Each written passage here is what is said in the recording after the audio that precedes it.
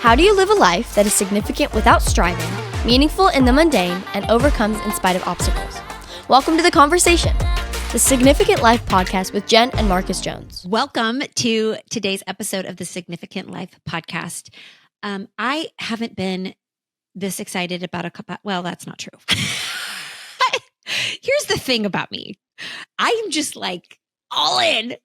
And I am very excited about today's podcast. I was going to say, I haven't been this excited about the podcast since, well, the last podcast that I did.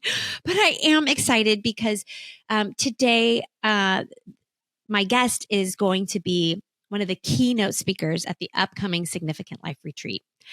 And as we are ending the year, I am so convinced about the need for you to attend the Significant Life Retreat at the beginning of 2024.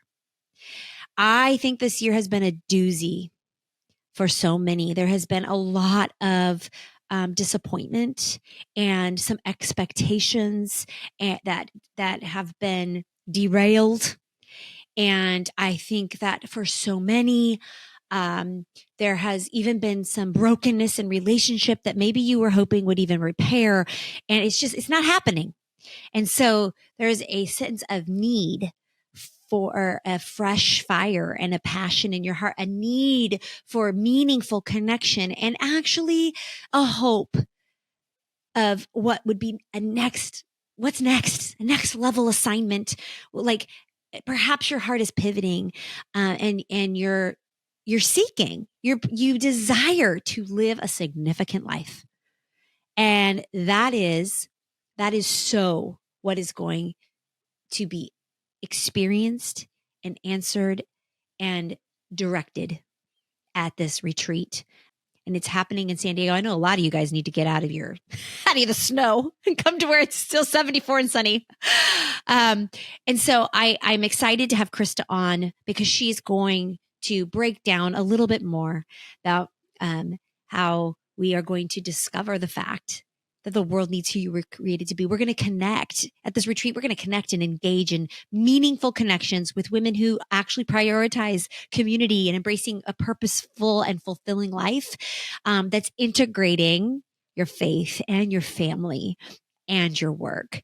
And truthfully, we're going to restore a bit because I don't think that we're going to be like coming off the hustle and bustle, and we need a hot minute to get present, because when we restore, when we get present, it is when we experience the power and the presence of God in our life.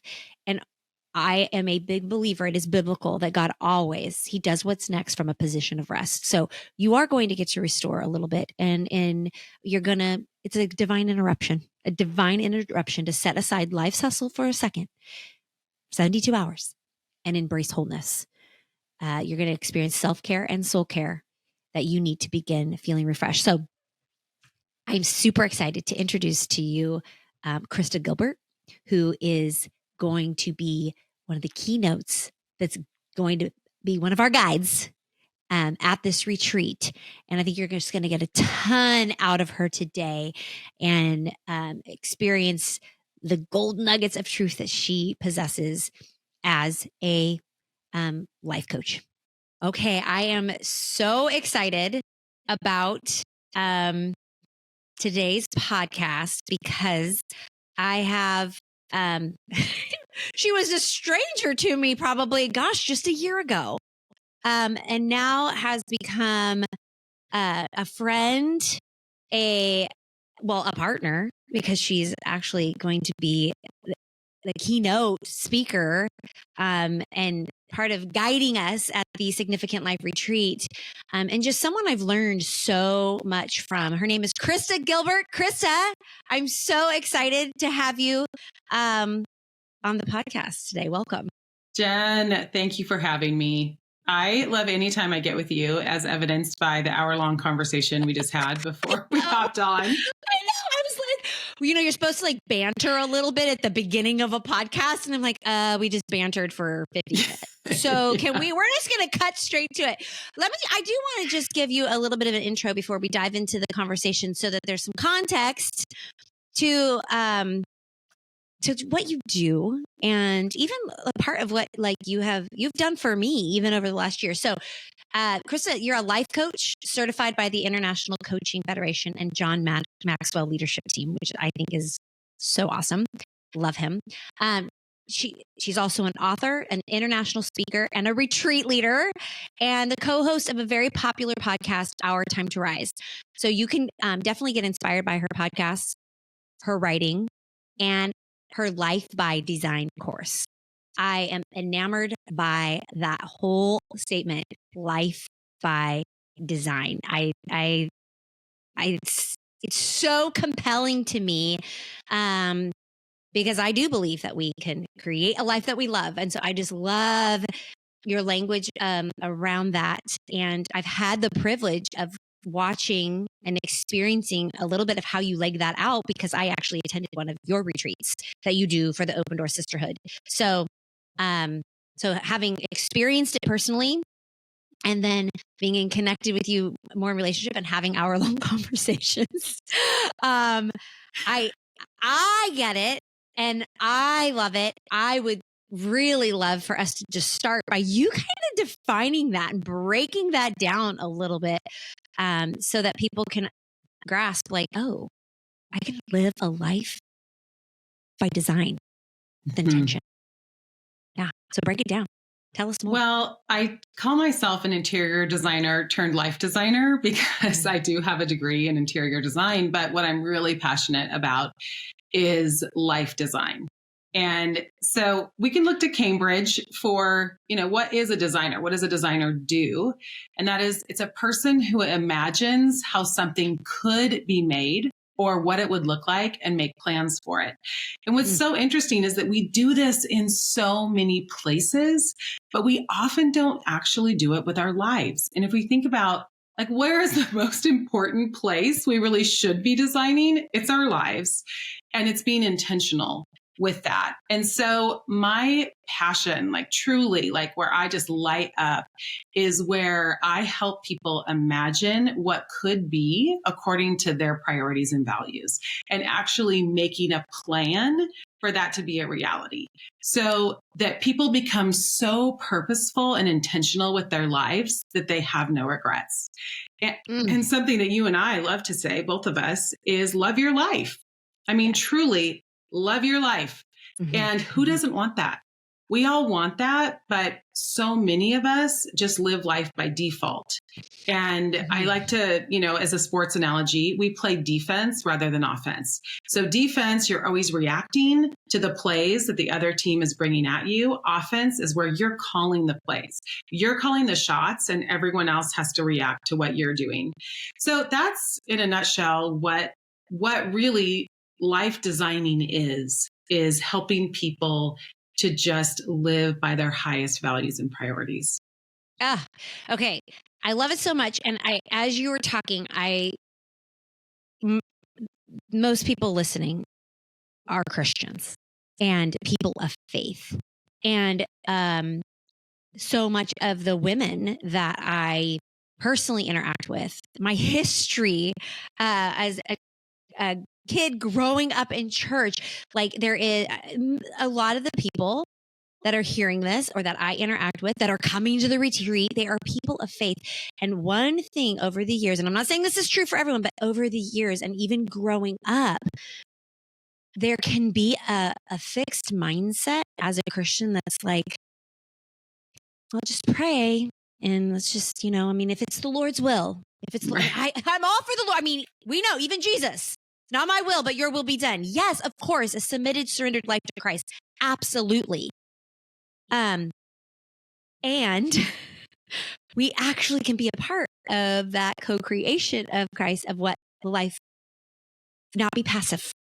Mm-hmm. I don't want to be a passive believer. I want to be proactive, but I think there is some tension there at times, and there can be some conflicts like, well, I'm not supposed to take my life in my own hands, and it should be surrendered to God. But what I'm hearing and what I love and what I believe and what I have found true from biblical context is to take action, to live with intention, to actually prepare myself and actually have a vision and pursue dreams. And so tell me more. Can you talk about that a little bit for the believer and for the kid growing up in church? It's like, ooh, but it's not only is that okay, but like, how does that look in biblical context? You know, I love the story of Nehemiah. I was just revisiting the story of Nehemiah recently. And you think about that story, like God gave him a vision. So his vision was rooted in God. That's where it was born. But then he was called to do the work. And he was called actually to call people up to, rise and rebuild. And they were to rebuild right in front of their homes, brick by brick by brick, and rebuild the wall. And that is, hopefully our vision, right, is rooted in God. And then we're called to go out and do it. I mean, where do those come from? There's 3 areas we can really focus on. One is our attention. So that'll reflect our values and priorities. What is our attention given to? Number 2, what's on our calendar? Because what's on our calendar actually reflects what we really care about. And then number 3, how do we spend our money? So let's look actually at where we're putting our resources. And so the highest resource we have is time and where we give it and our attention, right? Time and attention. And then we've got our financial resources and where's that going, right? All of those things, we all are given that. And as we're rooted in Christ, we can actually then receive from God what he is asking of us and then go out and do it in the world. But here's the thing that it's so interesting to me that, for example, how often do you go to the dentist, Jen? Well, I'm supposed to go every 6 months. Sometimes I make it a year. Yeah. And then how often do you go to the doctor? Oh, I'm annual. Yeah. Honestly. Okay. Well, so we at least go to the doctor and do a checkup once a year. Correct. We go to the dentist probably twice a year, right? We've got all these routines, but how often do you revisit like your life plan, where your attention, calendar, and resources are going? How often do you do that? Okay. So I actually do it quarterly. But that's because we're kindred, girl. That's why you're the keynote at the retreat, because you are going to share exactly what I believe and how I live. But because I actually definitely annually, definitely mid-year, but then quarterly. Which is incredible. And that is not typical. So what I find, I have an ebook that we can link to, but it's basically a life checkup, and you can do it in 20 minutes, half an hour. But it basically generally walks you through thinking about your life and how you are aligning your life with your values and priorities. And if you're playing offense or defense, I mean, that's really, that's just such an easy way to think about it. But here's the thing. We have to get our teeth cleaned every 6 months because plaque builds up. Well, we have plaque in our own lives, so to speak. So we have things that we start doing that take us off course. And that checkup, that check-in on our life design reorients us and puts us back on track. And we just have to continually do that. And hopefully in partnership with God. I mean, coming back to your question, I love that you use the term co-creating, because that is what we're doing. And we actually can't, as people who love Jesus, we actually can't design our lives well without taking into account our faith, because that informs everything we do. That is what our life, that's the foundation that we stand on. So we have to run our decisions through the firm and steady grit of faith. So let me just give you an example. So my life verse is, and it's actually our family's verse, is 1 Peter 4, 8-11. And 1 Peter 4 talks about loving people deeply, practicing hospitality, using my gifts, serving others for the glory of God. And if my next level assignment doesn't allow me to do those things, well, then I know it doesn't work in my life design, because I'm not going to love my life if it doesn't include the 1 Peter 4 principles. So that is kind of how we are constantly filtering our grid through that lens. Do you have a verse that you kind of filter through specifically, or is it more general for you? I have a few. As you've been talking, one of the verses that has been key for me in the process of what you call life by design has been delight yourself in the Lord, and He will give you the desires of your heart. And the reason it was prompted in me as you're talking is because I actually I think that verse gets misinterpreted all the time. Like, I'm just gonna love you. I love you, Lord, and I'm just gonna sit here and I'm gonna delight in you, and then you're gonna give me what I want, and you're gonna just make the magic happen. Like He is, like He's a vending machine God. I'm just gonna put in a little something, Jesus, and then you're gonna come on, spill on out. I'm just gonna feast on it. And what that verse actually, if you dig into it, and even in context, is like, as you delight in the Lord, as you become one with Him, as you abide in Him, as you worship Him, as you seek Him, as you learn more about Him, you delight in Him, He will give you the desires of your heart. He will deposit into your heart. And then what you see and what you feel and what you envision, you can kind of trust, like, oh, this is what God's doing. And then you can go after it. Because it's like, if that is in your heart, if you want to start a business, you want to start a church, you want to you feel like your values are realigning, and this is, you actually are believing this, or you want to pursue that relationship, or like that's what's coming into your heart as you are delighting in Him. It's like, okay, then go for it. Go for it, because you are delighting in Him, and He will give you the desires of your heart. It's not my life verse, but it is the verse that came up and I live by it as I am intentionally walking through my life. And as I sort of, I feel like life is sometimes bowling with the gutters up, as there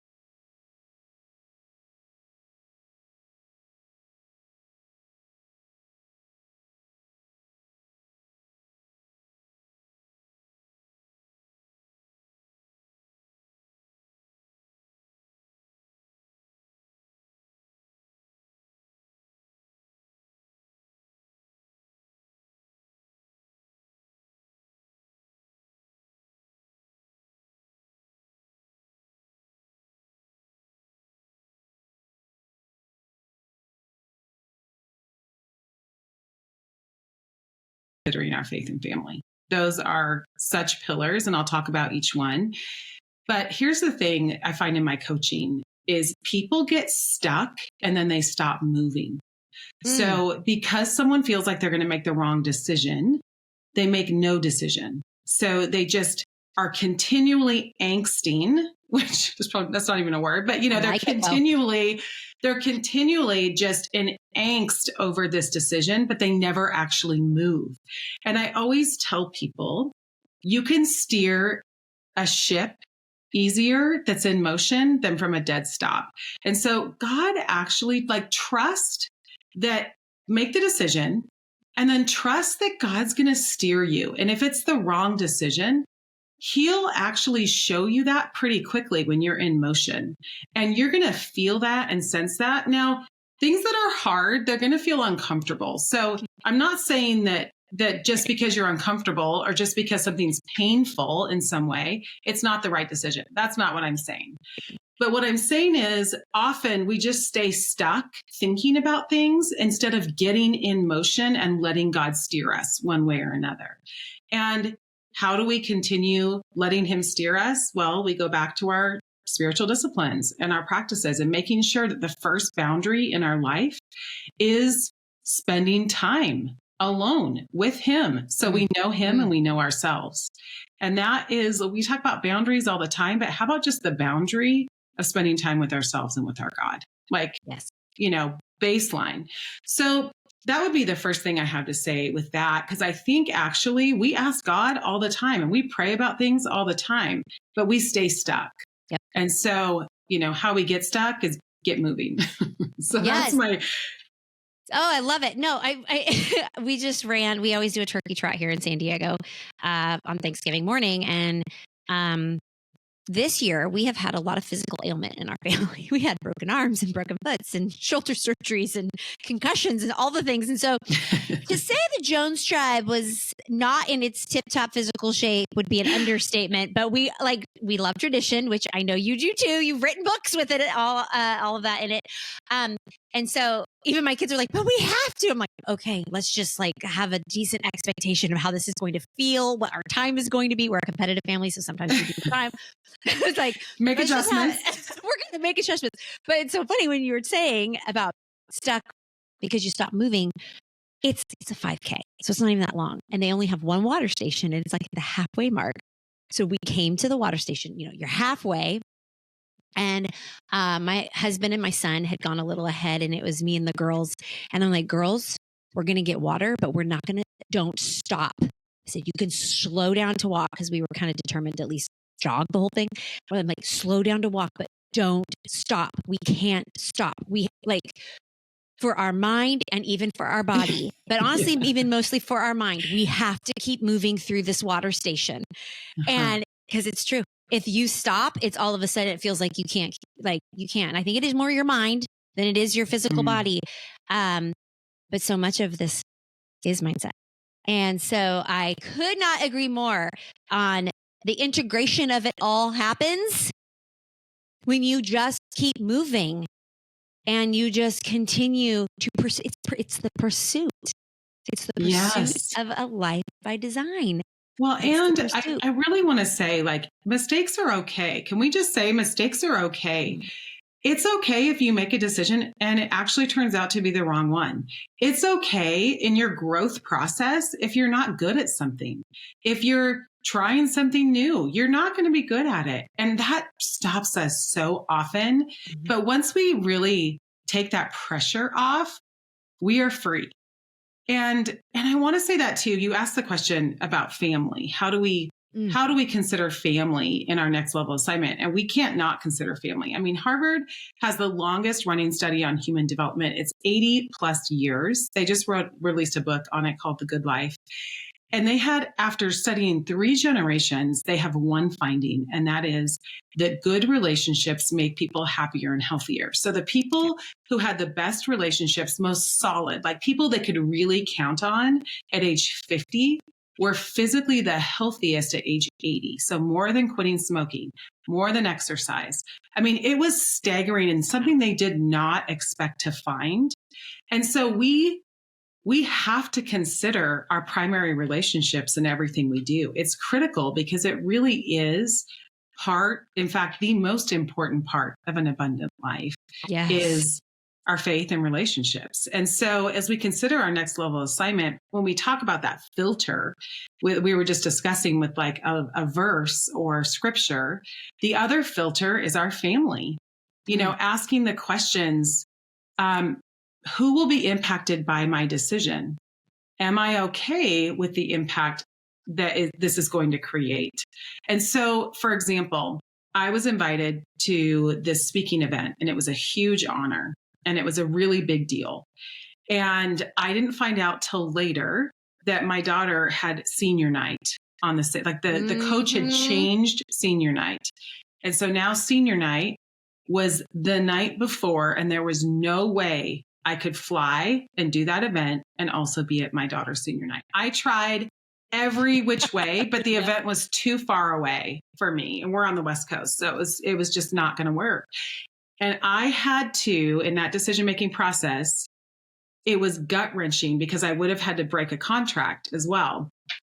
But I had to filter through my grids. Mm-hmm. What was the most important? Where would my absence be most felt if I wasn't there? Well, at the end of the day, they can find another speaker. My daughter has one mom and one senior year and one senior season. And that grid helped me filter some really hard things. And what was so great is that then you ask God, how do I handle this with honor and integrity? And I did as best as I could on that other side. And a year later, they asked me back. And so, so that, I mean, just we have to have grids that we filter everything through, and we have to consider what is most important in every decision. And there's room at the table for your next level assignment and your family and your faith. In fact, the more we compartmentalize it, the more unhealthy I think we become, because we are a whole person. God has made us a whole being, and we have a whole life. And so work-life balance is actually a term that I don't like. I say work-life boundaries, because there's going to be a time for a boundary, because you are called to do work in the world, and you need boundaries to do that work. And then there's other times where you've got to put boundaries on your work in order to really lean into your family in that season or your faith in that season. And so, and those shift and change because we're whole people. And so the question really is like, how do we come to the table as a whole person and really ask God to guide us and give us wisdom and insight as we walk? Yep. Okay. So, I mean, integrated life means all parts becoming together, coming one. There isn't like a separation. I love what you said about who is going to be most impacted by my absence, because we're constantly making choices of, a lot of it is about like, okay, where am I going to be? Who am I showing up for? And who can I not show up for?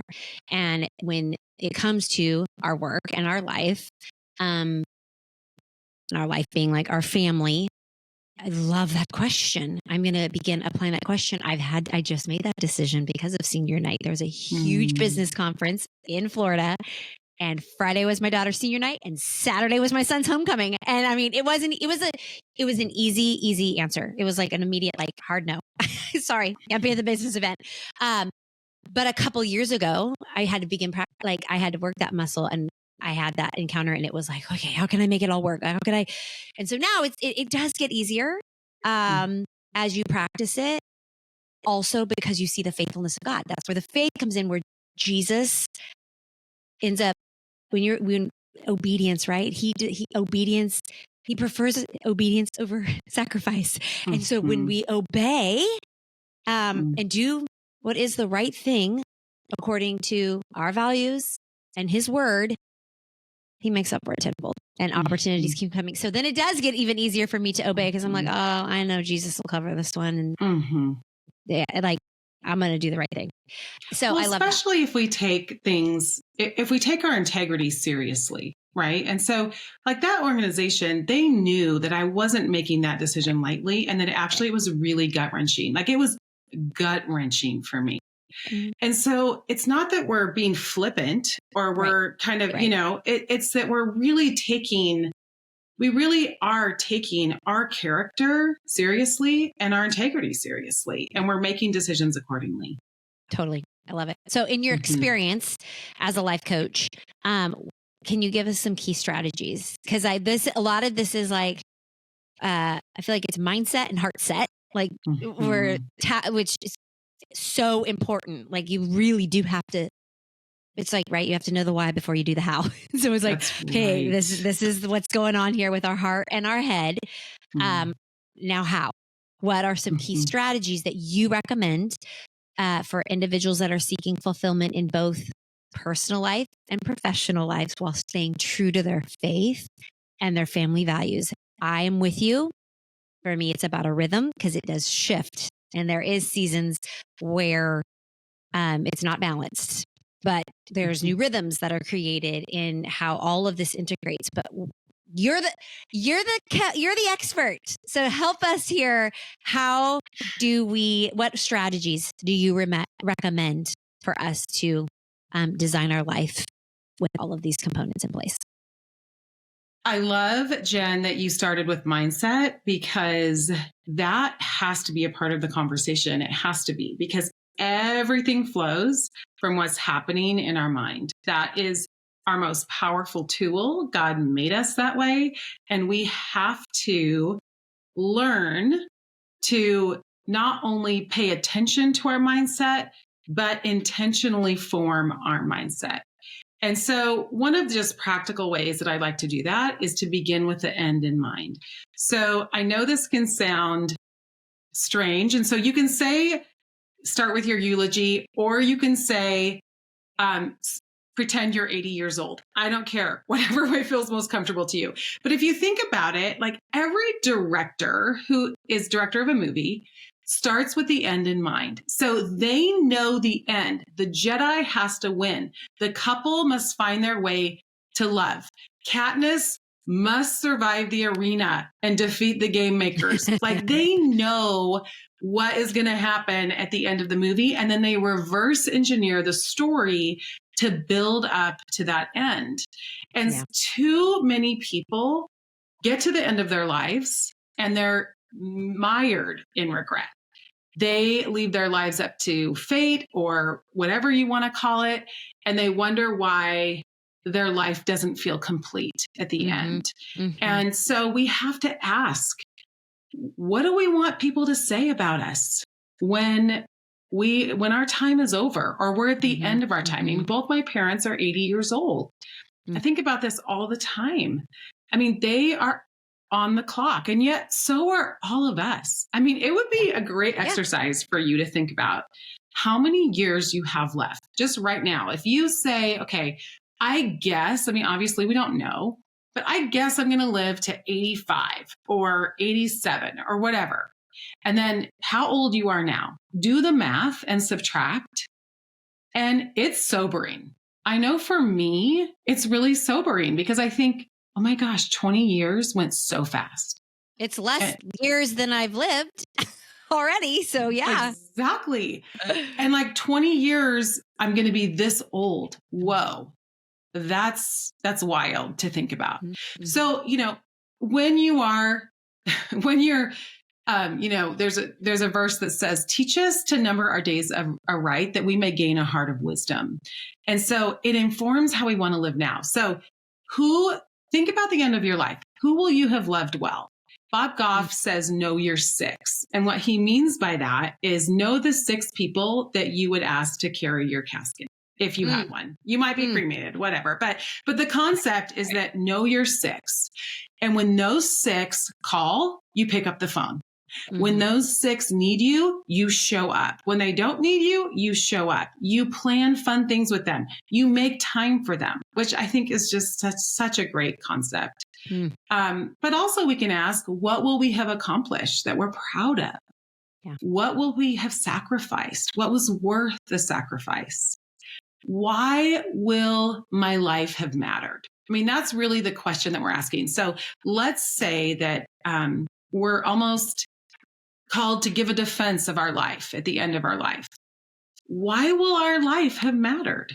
And what does that look like for us? Because for each of us, it's going to be different. Like Jen, if you filled out and you said all the things you wanted, that's going to be different than my list. And so that's where our unique assignment is unique, because God has called each of us to something special in the world and impact in the world that is only ours, even geographically where we live.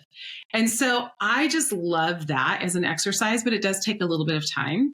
And then just like the movie director, you reverse engineer your life so that, again, we're getting back to, where we started, so that you really are putting on your calendar, putting your attention to, and putting your resources toward those things that you have written down that you will have been proud of, the things that you're grateful you did at the end of your life. Mm-hmm. I mean, it is. I keep thinking about the first time I met you, and you were speaking. You were actually speaking, and you actually even quoted something from the Harvard study. And it is what drew me to you, because I value relationships the same, and I also value health. And you made that connection with a quote on your PowerPoint about the happiest, healthiest people were basically what we're talking about, an integrated life, who have values and are living them out by creating healthy relationships, and even from that are living in the overflow and fulfilling their purposes. Mm-hmm. And as I'm listening to you talk, it's so exciting to me, because you actually have a process and a practical way to help people.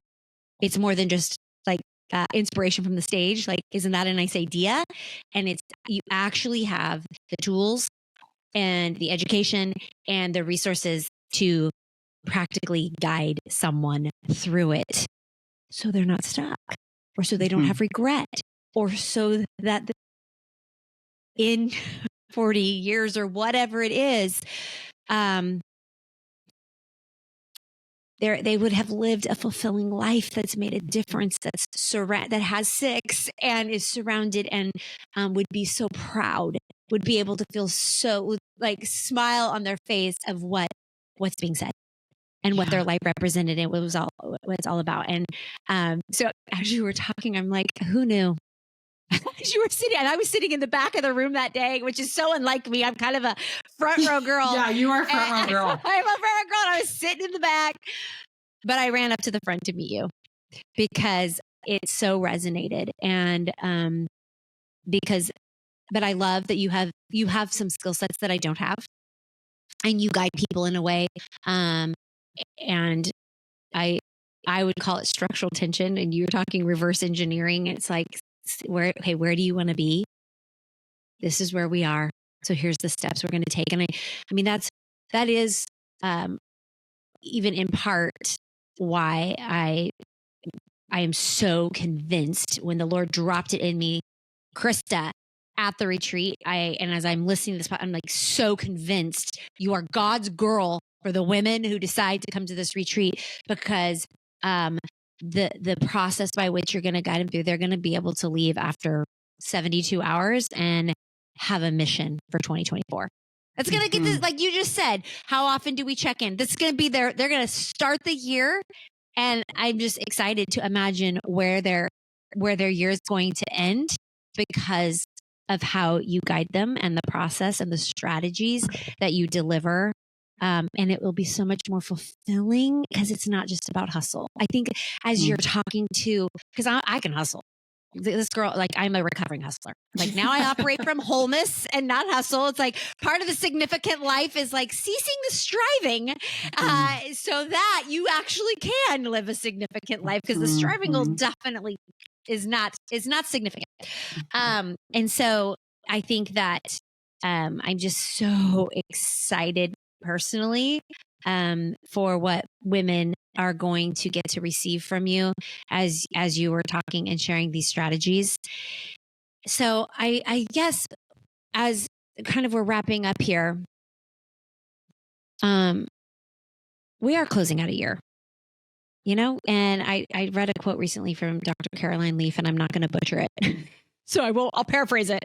Essentially what I heard her say is, how about we end the year without having like all the things that we didn't get done, or trying to hustle and get a bunch of stuff done and try to find some peace. And that's going to come from being present.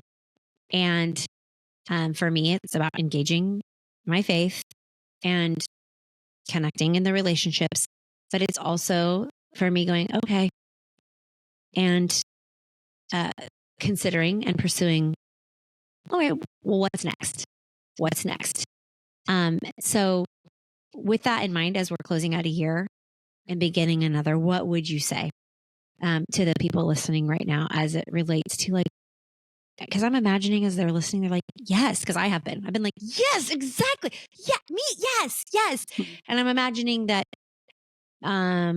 most don't know what to do or don't understand, like, oh, is that possible for me too?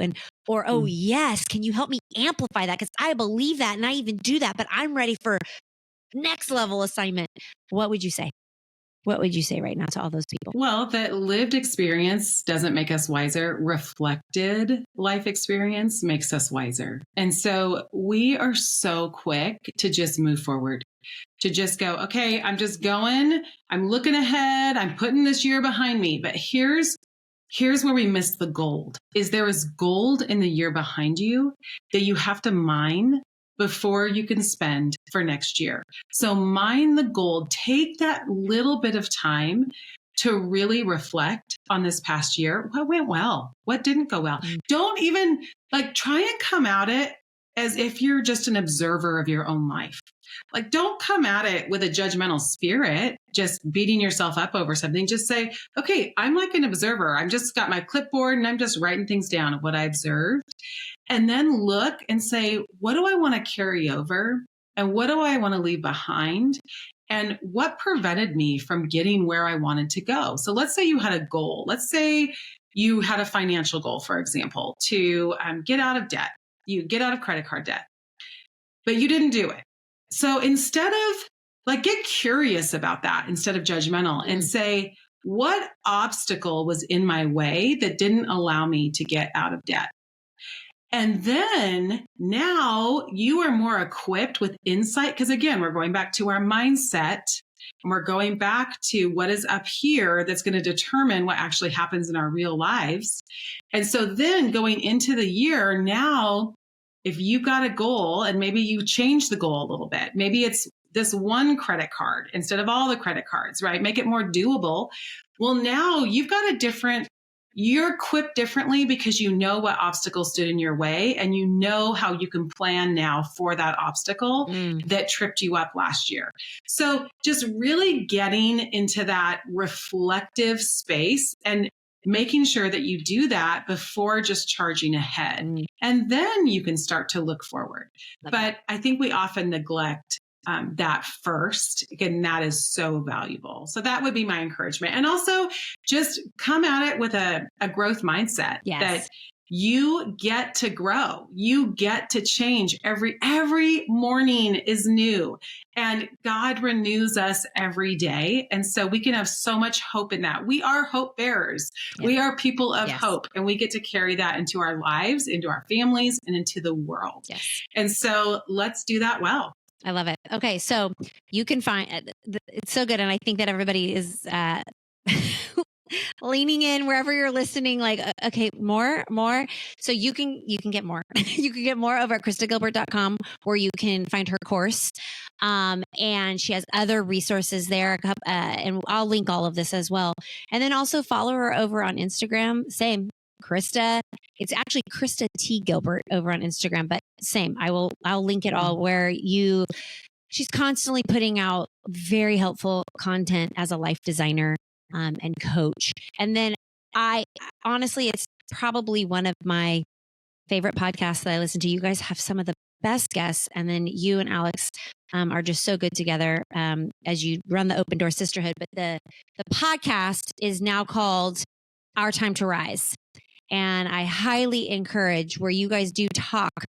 I mean, you talk about a lot of things, but all things very connected to faith and family and business and life. And it's just, I have gained every time I listen to a new episode. There is a nugget that I can take. And then honestly, if you're listening, and you really, you're like, but I want like a deep dive. It would be very rare. Like you have to pay Krista to be your coach.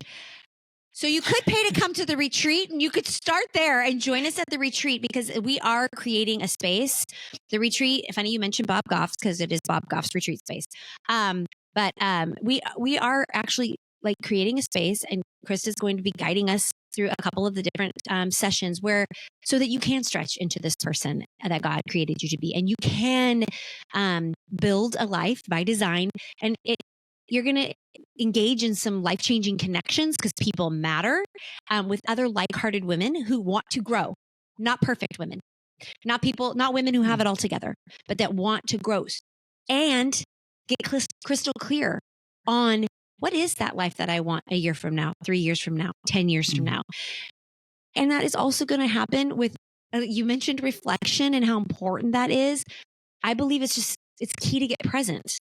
And because when we're present, honestly, that's so often when I actually experience the presence of God, because I stop long enough to be still. And so we are going to relax and we are going to rest so that we can refresh and recharge our spirit and recalibrate a bit as we move into a new year, so we can recommit to ourselves, recommit to pursuing God's word and experiencing his beauty in nature and really living out that next level assignment. So I'd love for people to join us there. And I thank you so much for all the value that you added here and sharing, because I'm just like, the church girl in me is like, amen.